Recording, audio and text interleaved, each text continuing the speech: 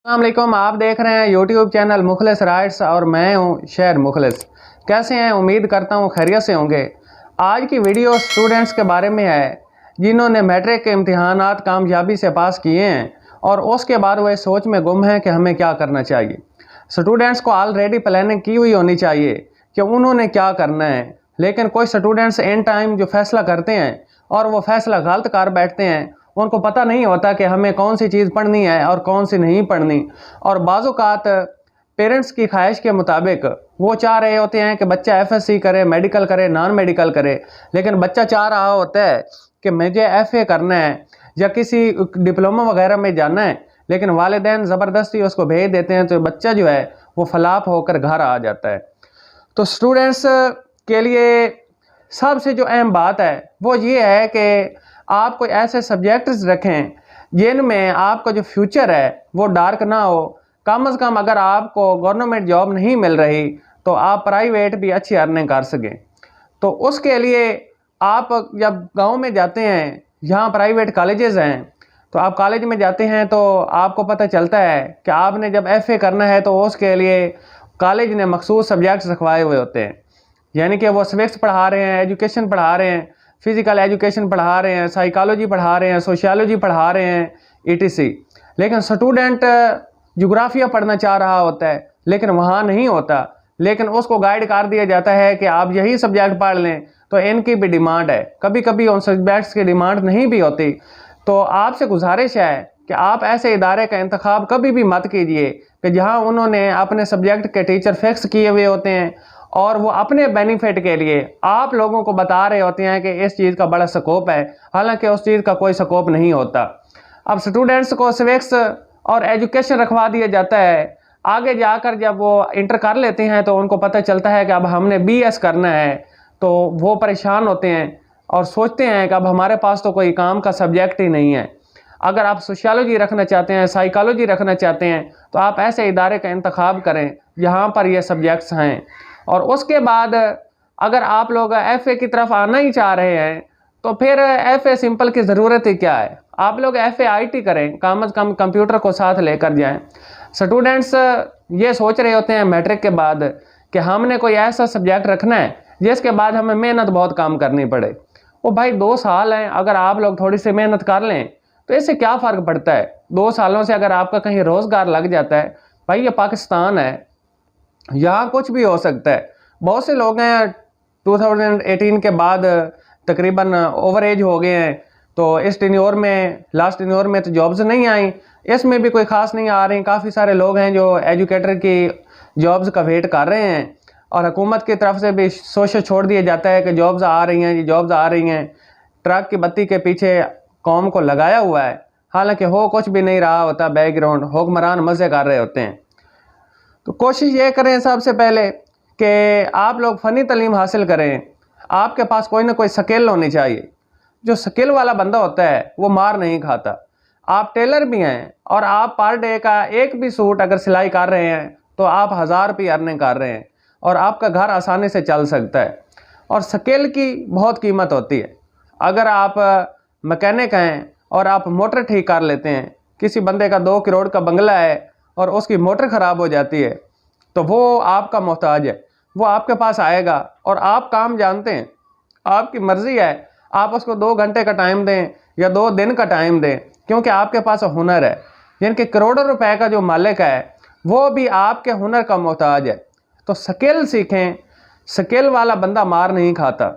वो छोटा सा आप अपना बिजनेस करें स्किल सीख कर, तो बेहतर ये रहेगा। और अगर आप स्टडी की तरफ इंटरेस्ट रखते हैं तो खुदारा मैट्रिक के बाद अच्छे सब्जेक्ट चूज़ कीजिए कि जिसके बाद आप बीएस कर सकें, या फिर किसी डिप्लोमे की तरफ आप जाना चाहते हैं, या एफएससी के बाद मेडिकल की तरफ जाना चाहते हैं, इंजीनियरिंग की तरफ जाना चाहते हैं, तो अच्छे इदारों का इंतखाब कीजिए। उसके बाद है कि आप लोग कौन कौन से डिप्लोमे कर सकते हैं जिसका जो है वो काफ़ी स्कोप है।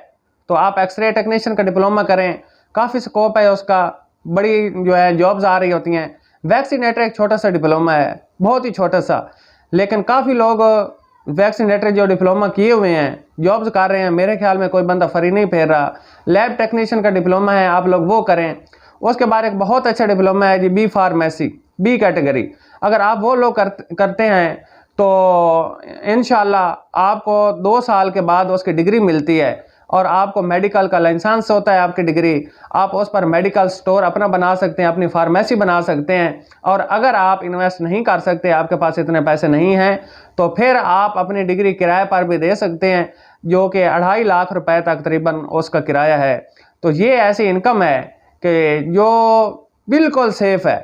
बारिश है, आंधी है, सर्दी है, गर्मी है, आपकी डिग्री है, आपको पैसे मिल रहे हैं।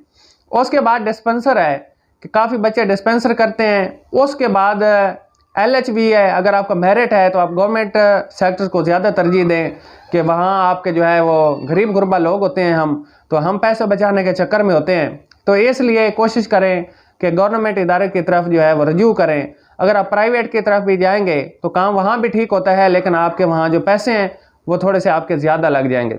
तो आप बी कैटेगरी कर सकते हैं, आप एक्सरे टेक्नीशियन का डिप्लोमा कर सकते हैं, लैब टेक्नीशियन का आप डिप्लोमा कर सकते हैं। उसके बाद ये एक डिप्लोमा है OTA या OTT, वो तकरीबन इंटर के बाद होता है। जिन लोगों ने इंटर किया है तो वो ऑपरेशन थिएटर टेक्नीशियन करें या ऑपरेशन थिएटर असिस्टेंट का डिप्लोमा करें, तो वो भी बहुत अच्छा डिप्लोमा है। मैं ये कहना चाह रहा हूँ कि स्टूडेंट्स जिन्होंने मैट्रिक किया है कम से कम अच्छे सब्जेक्ट चूज़ करें। जिस इदारे में भी जाएं वहाँ इदारे की मर्ज़ी के मुताबिक सब्जेक्ट ना रखें। खुदारा आप लोगों का फ्यूचर है, आप अपने वालिदैन का फ्यूचर हैं, आप अपने वालिदैन की उम्मीदें हैं, तो कम से कम सब्जेक्ट्स अच्छे रखें जिनमें अगर आपको BS ऑनर ही करना पड़ता है तो आप आसानी से कर सकें। ये ना हो कि जब आप इंटर करते हैं तो उसके बाद आप सोचें कि हमारे पास सब्जेक्ट ही नहीं है, फिर मजबूरन आपको वो आप BS उर्दू कर रहे हों, कहीं आप BS इंग्लिश कर रहे हों, आप BS इस्लामिक एजुकेशन कर रहे हों, पाक स्टडी कर रहे हों, लेकिन जाना आप साइकोलॉजी की तरफ चाह रहे थे, लेकिन आपको वो सब्जेक्ट ही नहीं मिला। तो इसलिए आप अपने फ्यूचर का फैसला खुद करेंगे, आप अपनी प्लानिंग खुद करें। बेहतर तो ये होता है कि स्टूडेंट जब मैट्रिक शुरू करें उसके बाद स्टूडेंट्स को ये मोटिवेट किया जाए, शऊर दिया जाए कि आपका फील्ड कौन सा है, आपके अंदर एबिलिटी कौन सी है। टीचर को बताना चाहिए कि आप फलां तरफ जा सकते हैं। उसके बाद कुछ स्टूडेंट्स बहुत ज़्यादा ज़हीन और फतीन होते हैं, लेकिन वो चाह रहे होते हैं कि जी हम FSC नहीं करेंगे, हम FA करेंगे, क्योंकि हमने आगे MA इंग्लिश करना है। अगर आप FSC भी कर लेते हैं उसके बाद आप MA इंग्लिश करें तो आपके लिए तो मज़ीद ईजी रहेगा, क्योंकि आपको इंग्लिश में पहले कमांड हासिल होगी। लेकिन काफ़ी स्टूडेंट्स इस वजह से FA कर लेते हैं कि हमने आगे MA इंग्लिश करना है। तो होता ये है कि वो लोग आगे जाकर जो है वो उनका चेंज हो जाता है माइंड, और वो कहते हैं नहीं जी हम MA इंग्लिश नहीं कर रहे, हम कुछ और कर रहे हैं। तो वो 2 साल अपने ज़ाय कर देते हैं। तो इससे बेहतर है कि FSC कर लें। कम से कम किसी प्राइवेट कॉलेज में भी आपको जॉब करनी पड़ रही है, किसी प्राइवेट सेक्टर में जॉब करनी पड़ रही है, तो आप अच्छी अर्निंग कर सकते हैं। तो हालात बदल सकते हैं, कभी भी पाकिस्तान है, कुछ भी हो सकता है। तो ख़ुद को इस लिहाज से प्रिपेयर करें कि फ्यूचर में आप लोगों को कोई टेंशन ना हो। अच्छे सब्जेक्ट्स रखें, या डिप्लोमा आपने करना है तो कोई अच्छा डिप्लोमा करें जैसे आपके लिए रोज़गार के मौके पैदा हों। यूँ आप अपने रिज़ल्ट कार्ड लेकर दर बदर के धक्के ना खाएं, आप लोगों के बातों में ना आएँ।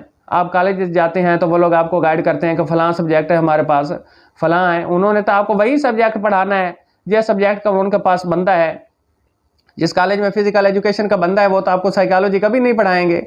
जिस कॉलेज में साइकोलॉजी का बंदा है वो तो आपको सोशियोलॉजी नहीं पढ़ाएगा।